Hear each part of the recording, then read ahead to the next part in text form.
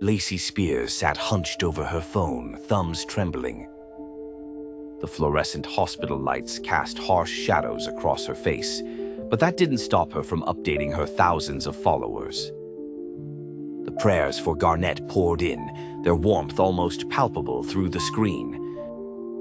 A mother desperate, a child frail, every detail shared in real time. The feeding tube, the seizures, the countless tests. Her posts became wallpaper for the hospital room, each one more urgent, more dire. But beneath the surface, the doctors grew uneasy. Something was not right. Garnett's sodium levels, the numbers on the monitors, they defied explanation.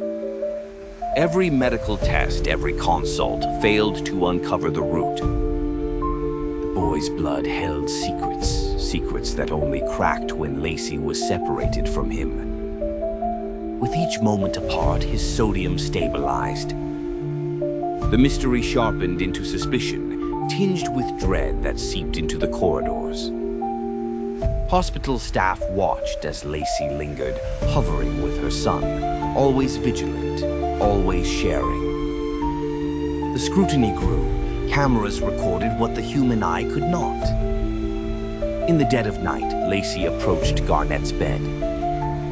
She unfurled gauze and checked the tube. Quiet, methodical, careful. The room felt colder with each movement.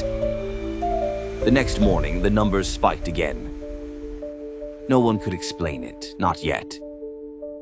But the evidence began to mount, browsing history littered with searches for salt poisoning and fatal sodium levels, text messages devoid of emotion, a digital trail leading from the hospital room to the grotesque.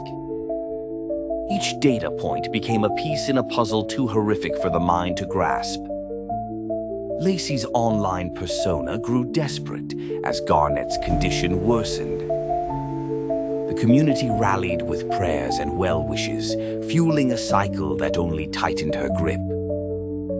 Garnett's suffering was broadcast for sympathy, each new crisis drawing more eyes, more support, more validation. The final crisis came swiftly. Garnett seized, his small body racked by force far beyond what his illness could muster. The monitors screamed, doctors worked frantically, but the truth had already won. He died within days, the monitors silenced, the prayers unanswered. The autopsy held the revelation, a monstrous dose of sodium, unnatural in its magnitude, forced ingestion, a calculation, not an accident. The story Lacey penned, thread by thread, unraveled through medical testimony, digital evidence, the silent witness of surveillance. At trial, the facade of devotion collapsed. Prosecutors pieced together the horror. Munchausen by proxy, factitious disorder imposed on another, a specter that haunted Garnett's brief life. Lacey sat before the jury, a mother painted in sympathy, but every layer peeled away with facts. Conviction came like a cold wind. Second-degree murder, first-degree manslaughter. 20 years to life for the woman who once asked for prayers, who once held her phone and her son in parallel. Every crime has a design, and every design eventually breaks. This is crime structure.